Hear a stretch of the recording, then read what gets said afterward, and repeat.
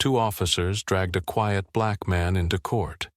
They laughed at his name, mocked his silence, whispered about how he probably thought the rules didn't apply to him. He didn't argue, didn't raise his voice. He just waited. Then, without a word, he reached into his coat, pulled out an FBI badge, and placed it on the judge's bench. The whole room stopped breathing. The bailiff barely looked up when he called out the name. Jordan Miles. A quiet ripple moved through the courtroom, but nobody stood, not right away. Then, from the last row, a tall black man in a wrinkled gray suit rose to his feet. He didn't rush, just calm, steady steps, all the way down the center aisle. No lawyer, no briefcase, no one walking beside him, just him. He looked like someone you'd see on a bus, or maybe waiting in line at the DMV. Nothing flashy, nothing important. Two officers seated in the back leaned toward each other. "That's him," one whispered. "Yeah," the other smirked. "Probably one of those fake patriots, sovereign citizens, gonna tell the judge the laws don't apply to him." They both chuckled, loud enough to turn a few heads, but Jordan didn't react. His face stayed still, calm, like he'd seen this exact moment before. The judge, an older white man with a thinning patch of silver hair, adjusted his glasses and glanced at the file. "Mr. Miles," he said, "you're being charged with failure to comply during a lawful stop. Is that correct?" Jordan's voice was quiet. "That's what the report says." The judge peered over his glasses. "I see you don't have a lawyer with you." "I don't need one," Jordan replied. More snickers from the back. The judge gave a short glance toward the officers, but didn't say anything. He turned a page. "This seems minor," he muttered. "Shouldn't take long." He leaned forward a little. "Mr. Miles, is there anything you'd like to say before we move forward?" Jordan stepped closer to the bench. He reached slowly into his coat. One of the officers in the back stood up slightly, his hand drifting toward his holster. Jordan paused. Then, calmly, he pulled out a slim, laminated badge and placed it gently on the judge's desk. "My name is Jordan D. Miles," he said, voice clear. "I'm the Regional Director of Internal Affairs for the Federal Bureau of Investigation." The room went silent. Not a cough, not a rustle, just silence. The judge stared at the badge, mouth half open. The officer who had half risen from his seat slowly sat back down, eyes wide. His partner just stared at Jordan like he'd watched someone walk through a wall. "You're with the FBI?" the judge finally asked. Jordan didn't blink. "Internal Affairs," he said. "I investigate officer misconduct across the southeastern region, including departments that report missing body cam footage during traffic stops." The judge leaned back slowly. "Would you step into my chambers for a moment, Mr. Miles?" Jordan shook his head. "I prefer to keep everything on the record." One of the officers tried to stand. We didn't know who he was," he mumbled. Jordan turned his head, not aggressive, just looking at them. "You didn't ask," he said. And just like that, the mood changed. Every face in the room turned toward the two officers. They weren't chuckling now. What none of them knew, not yet, was how far this story would go. Because Jordan hadn't just walked into that courtroom to defend himself. He had walked in to flip the whole thing inside out. But to understand what brought him there, you'd have to go back. Not far. Just a few nights earlier, on a quiet highway outside a small town in Mississippi. It was around 10:30 p.m. The road was nearly empty. Jordan was driving a silver rental car, a Camry. Nothing special. Just another guy on the road. He'd been traveling all day, visiting small police departments flagged for strange reports, suspicious uses of force, and body cams that kept malfunctioning. He was tired, ready to check into a motel and rest. Then came the lights, red and blue flashing behind him. Jordan sighed and pulled over. 2 officers stepped out of the cruiser, both white, mid-30s, one bald, flashlight in hand. They didn't walk slowly. The bald one marched right up and tapped hard on the window. "License and registration." Jordan rolled the window halfway. "What's the reason for the stop?" "License and registration," the officer snapped. "You didn't signal before you changed lanes." Jordan gave a quiet look toward the dash cam in his mirror. "I'm pretty sure I did." "You got something to hide?" the second officer asked, now on the passenger side. "No," Jordan said, "but I'd like to know if this is a traffic stop or an interrogation." That was the moment it turned. The bald officer leaned in. "You giving me attitude?" "Step out of the vehicle." "I haven't refused anything," Jordan said. "I asked a question. Step out now." Jordan didn't move. He handed over his license. It said Jordan Miles. No mention of the FBI. Just a man from Montgomery, Alabama. The 2 officers weren't satisfied. "Where you headed?" one asked. "Can't say," Jordan answered. "You can't, or you won't." "Federal protocol," he replied. That phrase triggered something. "What the hell is that supposed to mean?" one snapped.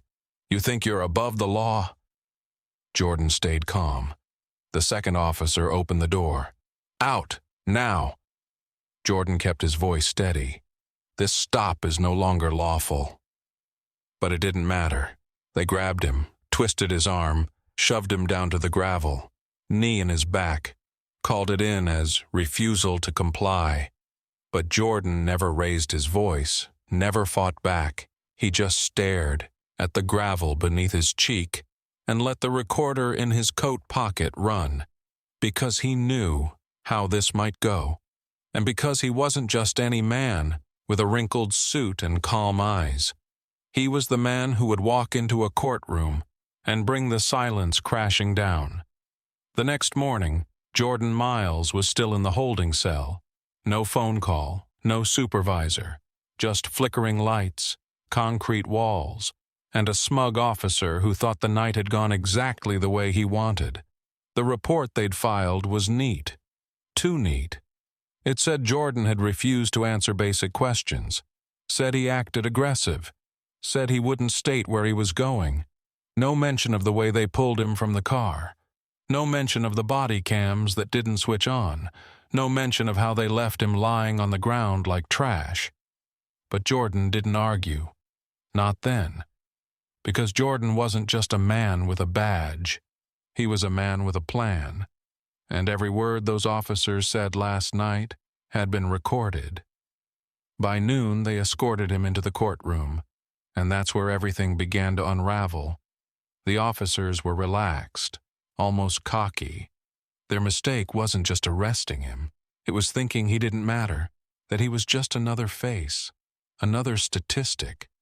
But when Jordan placed his FBI badge on the judge's desk, the air shifted. The courtroom froze. Even the judge took a breath he didn't realize he was holding. Jordan stood there, calm. "I oversee misconduct investigations across the southeastern region," he said. "Departments that regularly report malfunctioning cameras, like this one." The judge tried to keep control, asked if they could speak in chambers. Jordan declined. "I prefer everything stay on the record." The 2 arresting officers started squirming in their seats. One of them, Officer Clay, the bald one, spoke up. "We didn't know who he was." Jordan turned, eyes steady. "You didn't ask. Behind closed doors, people talk, and this time the talking was headed straight for the top. By 3 p.m., the sheriff's office phone rang. "Sheriff Hawkins speaking." "Sheriff, this is Agent Mendoza, DOJ." She didn't wait for him to catch up. "Do you know who you arrested last night?" The sheriff blinked. "No, should I?" "Jordan Miles, Internal Affairs, FBI." There was a long pause on the line. Sheriff Hawkins lowered the phone. His deputy, a sharp woman named Evelyn Thomas, stood nearby. He looked at her and said, "You're telling me we just dragged a federal agent into court without checking credentials?" She folded her arms. "Looks like it." Back in the courthouse, things were already spinning. Jordan stood near the bench.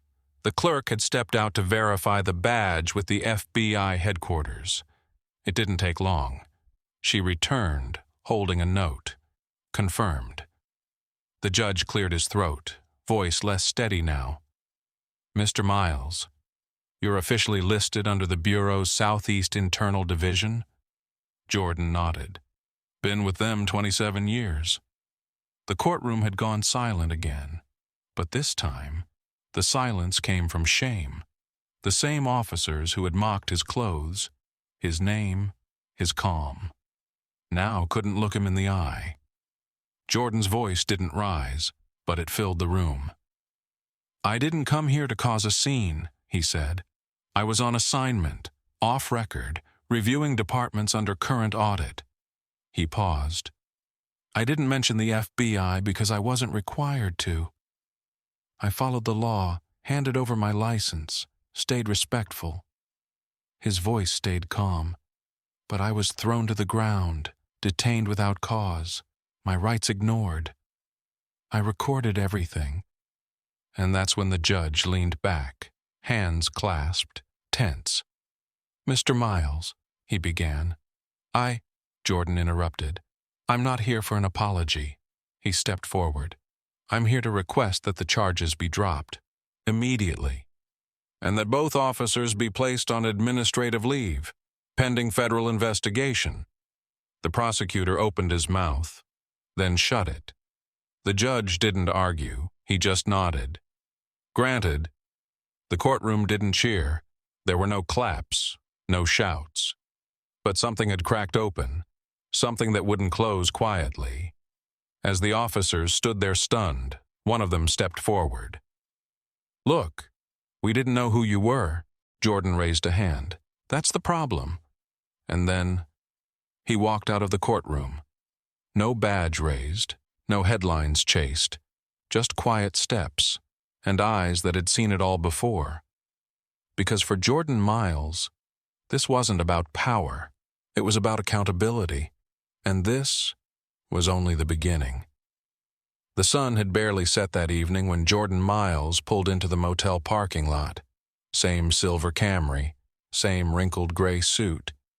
He didn't bother turning on the TV. He sat on the edge of the bed, opened his laptop, and started typing. Quietly, precisely. He wasn't angry, not outwardly. He was focused. There were names, reports, dashcam inconsistencies. He pulled up a folder titled Pattern Review. 3 other complaints, from the same department, in just the last 18 months. Each one dismissed, each one involving excessive force, each one with missing body cam footage. Jordan leaned back in his chair. It wasn't about him anymore. It never was. This was about a pattern, hidden under layers of silence. He clicked send, a formal body cam footage request to the department. The timestamp was exact, May 14th, the night they pulled him over. An hour later, the reply came, short, defensive. "We regret to inform you the footage is unavailable due to a technical malfunction." Jordan exhaled slowly. Not frustration, just confirmation. Another red mark, in a folder already thick with cover-ups. He picked up the phone and called a contact at the DOJ's Regional Evidence Center. "Run a diagnostic on their body cam system," he said. 10 minutes later, the answer came. "They've had 6 failures in the past 10 months, the analyst replied. Jordan didn't say a word. "They all occurred during stops involving Black or Latino drivers," she added. Jordan nodded to himself and typed the note into his report. Back at the department, the mood had changed. Officer Clay sat at his desk, staring at the wall like it might speak. He looked pale, uneasy. He wasn't the cocky man from the night before. Across the room, Officer Evelyn Thomas pulled a stack of old reports from the archive. She didn't speak to anyone, just read. December. A young man stopped blocks from home, claimed he'd been roughed up, filed a complaint. Body cam malfunction. Another report, same thing, then another. Evelyn's jaw clenched. They really thought nobody would notice. In the back office, Brian, the department's IT guy, got a quiet message. It was Evelyn. "Hey, check the camera logs from May 14th. Who accessed the files before they disappeared?"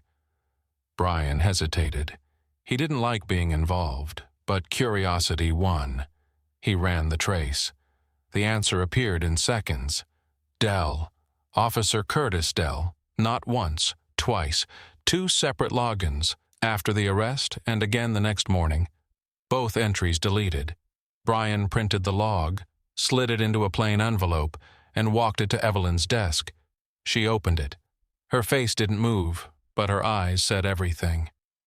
"Thanks," she said softly. Brian just nodded and walked away. The next morning, Jordan stepped through the doors of the department. No warning, no appointment, just calm footsteps and a manila folder in hand. The front desk officer's face went white. "Agent Miles, we weren't expecting you."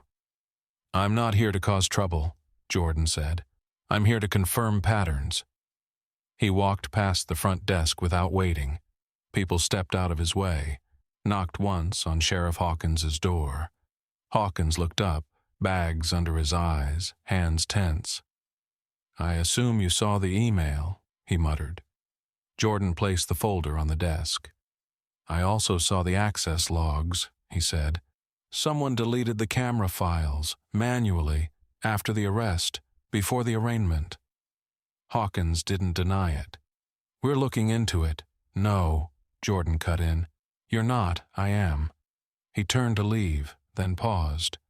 "I suggest you have Officer Dell's badge and service weapon ready by the end of the day. Internal Affairs will be on site by Wednesday." He stepped out into the hallway. There was no shouting, no drama, but behind him, the building had changed, and Jordan knew this wasn't about one traffic stop. It was about everything they had buried, and now everything was coming to the surface. By Wednesday morning, 2 black SUVs pulled into the back lot of Jefferson County Police Department. No sirens, no announcements, just presence. Out stepped Jordan Miles. He wasn't alone. With him, Grace Medina, a federal compliance officer with sharp eyes and sharper instincts, and Nathan Cole, a digital forensics expert who rarely spoke, but noticed everything. They weren't there to make noise. They were there to lift every rug and see what had been swept under it. Inside the department, silence spread like fog. Officers kept their heads low. The usual laughter near the break room, gone. The usual swagger, gone too. Jordan didn't look for sympathy. He didn't need to. Grace headed straight for the records room. She asked for disciplinary files, traffic stop data, use of force documentation, and every IA report from the last 5 years. Nathan disappeared into the server room with Brian, the IT guy. Brian didn't resist. He handed over full system access, eyes lowered, voice barely above a whisper. Back near the rear offices, Jordan sat with Evelyn Thomas. She had a laptop open, dozens of tabs, each one a report, a complaint, a story that went nowhere. "These all look the same," she muttered. "Stopped for no reason, no footage, marked non-compliant." Then closed. Jordan nodded. "It's not just about one bad night," he said. "It's about what people start calling normal." Down the hall, Grace stepped into the sheriff's office. Hawkins looked exhausted. "I need your department's training materials," she said. "Use of force guidelines, escalation protocol, camera policies." He pointed toward a cabinet. "It's all in there." She pulled out a binder, blew off dust. 4 years out of date. He said nothing. Meanwhile, Nathan was piecing everything together. Cloning drives, tracing deletion logs, reconstructing broken files. Then, he found it. 2 flagged video files. One had audio. It was short, but enough. He handed Jordan the headset. Jordan listened. The clip crackled, grainy, but clear. "Where you headed?" "Can't say." "You can't or you won't." "Federal protocol." A door opens, scuffle, gravel, a grunt. Jordan removed the headphones. "This is enough." He walked straight to the sheriff's office where Grace was still flipping pages. "We're placing a compliance hold," he said. "No patrol officer from this department is to perform field duty until further review." Hawkins's eyes widened. "You're shutting us down?" "Temporarily," Jordan said. "Dispatch stays open for emergencies only. But your department is now under federal supervision." The sheriff looked like he'd been punched. "You know what this will do to us?" Jordan didn't blink. "You know what not doing it has already done?" Downstairs, the news began to spread. Whispers in the hallways, eyes avoiding contact. Even officers who'd never met Jordan before stepped aside. Evelyn met him at the bottom of the stairs. "I pulled the complaint logs," she said. "There's a pattern in the denials. Almost every report was marked unfounded, without even an interview." Jordan raised an eyebrow. "Who signed off?" She handed him a list. One name came up again and again, Curtis Dell. Jordan folded the paper, tucked it into his coat. "Good work," he said softly. Evelyn looked at him. "Do you think this will change anything?" Jordan paused near the door. "That depends," he said. "Do you?" She didn't answer, but her eyes said, "Maybe." Out in the town, the news was already traveling faster than the SUVs. First came whispers, then small news blurbs, then the clip, the voice, federal protocol. It echoed through barbershops, living rooms, church pews. It was no longer just a phrase. It was a question, and people were finally ready to ask it. By Friday morning, Jefferson County didn't feel the same, not to the officers, not to the town, not even to the mayor. The video had gone local. The voice clip, grainy but clear, played across the evening news. A teenage boy walking home from practice. A mother pulled over with her baby in the back seat. An old man in church clothes cuffed in silence. Everyone suddenly had a story, and this time, people were ready to listen. A town hall was called, last minute. The room filled faster than anyone expected. People came in tight-lipped, angry, curious, hopeful. At the front stood Mayor Harold Lanning, white hair, shaky hands. He looked at the crowd. "We're aware of the investigation," he began. "We're cooperating fully, and we will make changes." A woman in the back stood. Her name was Rhonda Green. Her son had filed a complaint 2 years ago, one that disappeared. "You gonna reopen those cases?" she asked. The mayor hesitated. "We're looking into that." "No," she said firmly. "Don't look." Scattered applause broke out.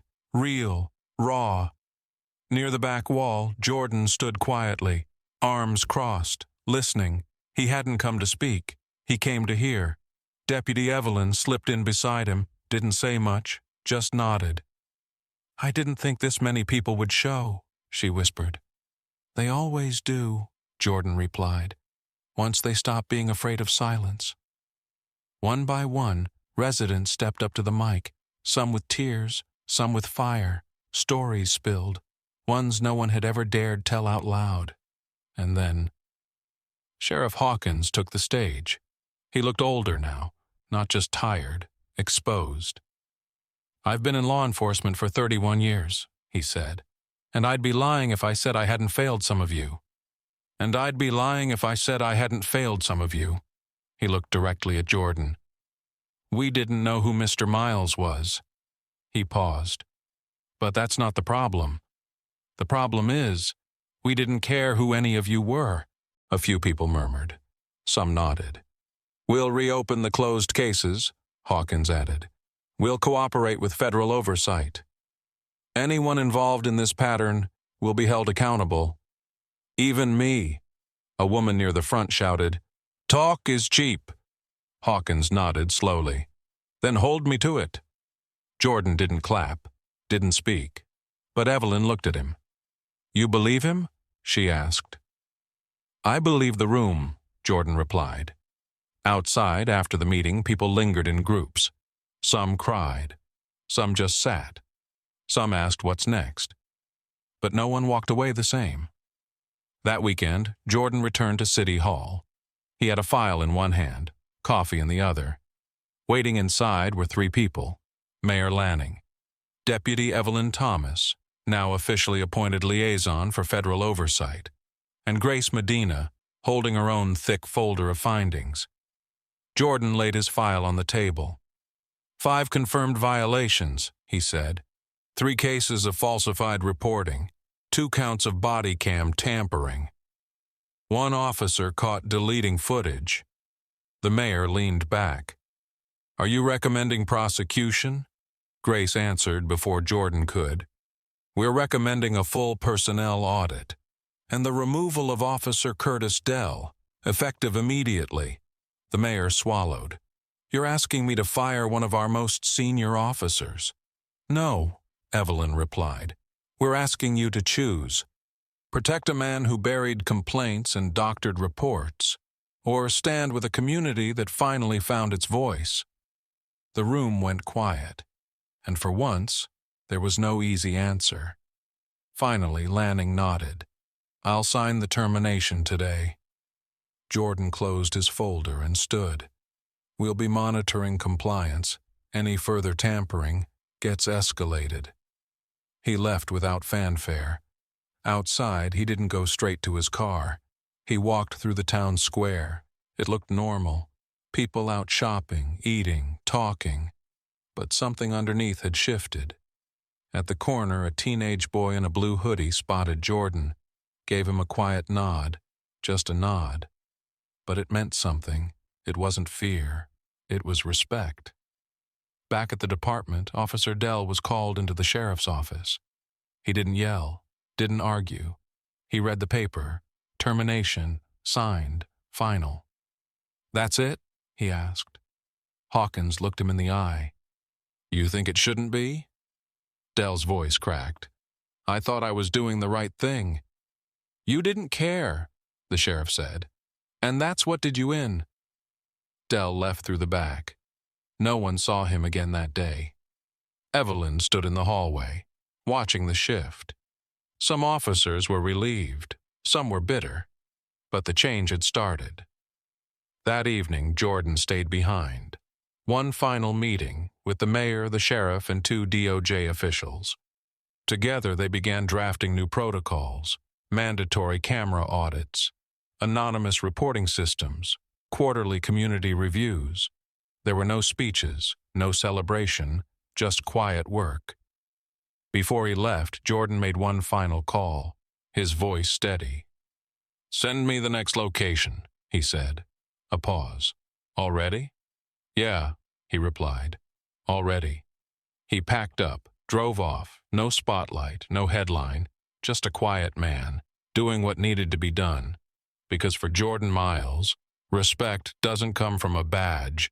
It comes from what you do, when no one's watching. And sometimes, the quietest person in the room is carrying the heaviest weight of all.